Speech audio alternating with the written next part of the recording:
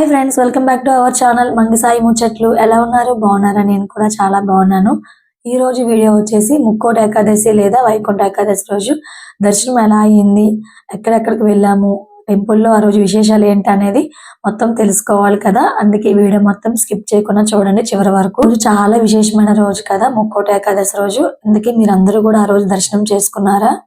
రోజు అందరూ తప్పకుండా దర్శనం చేసుకోవాలండి. ఎందుకంటే చాలా విశేషమైన రోజు అన్నమాట. సంవత్సరంలో ఒకసారి ముక్కోటి దేవతలందరూ కూడా స్వామిని దర్శనం చేసుకోవడానికి వస్తారు. అలాగే వాళ్ళతో పాటు మనం దేవుని కూడా దర్శనం చేసుకున్నట్లు అవుతుందని చెప్పి ముక్కోటి ఏకాదశి రోజు ఉత్తర ద్వారం అయితే తెరుస్తారనమాట. ఆ ఉత్తర ద్వారం నుంచి మనం దర్శనం చేసుకుంటే చాలా మంచి ఫలితం అయితే ఉంటుంది. విష్ణు దేవాలయాలు ఉత్తర ద్వారం అయితే తెరుస్తారు. అందరూ కూడా తప్పకుండా దర్శనం చేసుకుంటారు ఆ రోజు మన పెందుర్తి వెంకటాద్రి టెంపుల్ కి చాలా మంది అయితే వచ్చారు. కొండపైకి కూడా అందరూ ఇబ్బంది పడకుండా బస్సులు అయితే ఏర్పాటు చేశారు. ఏకాదశి రోజు ఉపవాసం ఉండి జాగరణ చేసి మరుసటి రోజు ద్వాదశి రోజు ఎవరికైనా దానం చేస్తే మంచి ఫలితం అయితే ఉంటుంది. ఆ రోజు ఎర్లీ మార్నింగ్ మేము 3 o'clock వెళ్ళిపోయాము. ఎందుకంటే వాలంటీర్స్ కి డ్యూటీస్ వేస్తారు కదా, అందుకని చెప్పి వెళ్ళిపోయాము అన్నమాట.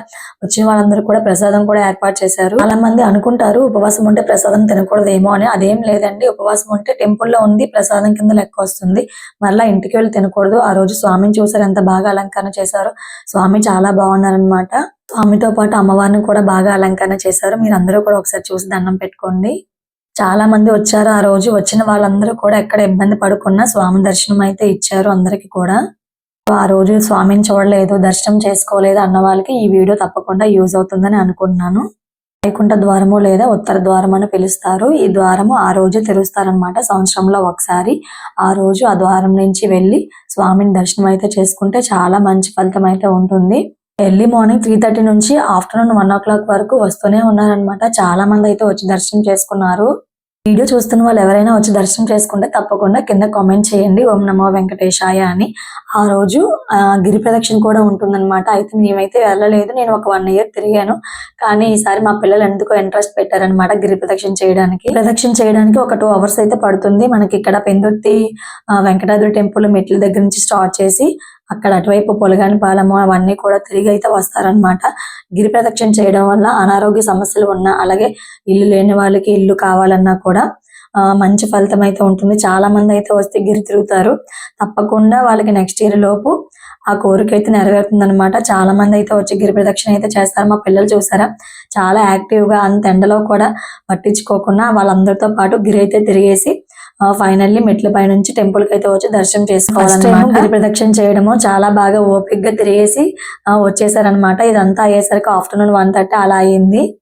ఎప్పుడైనా గిరి ప్రదక్షిణ చేశారా? లేదంటే నెక్స్ట్ ఇయర్ మళ్ళీ వైకుంఠ ఏకాదశి రోజు గిరి ప్రదక్షిణ చేయడానికి ట్రై చేయండి. చాలా బాగుంటుంది.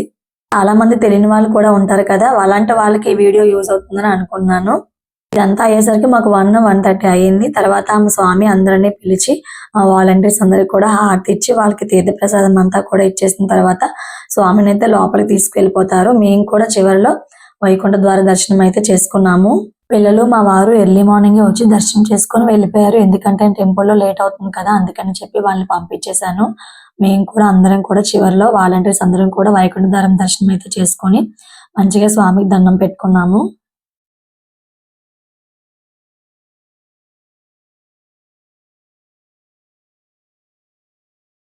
ఫైనల్లీ మేము కూడా దర్శనం చేసుకున్నందుకు చాలా హ్యాపీ అనిపించింది. ఈ వీడియోలో చూస్తున్నారు కదా, వీళ్ళందరూ కూడా మా ఫ్రెండ్స్ అన్నమాట. టెంపుల్లో ఫ్రెండ్స్ అందరం కూడా చాలా క్లోజ్ గా సరదాగా ఉంటాము.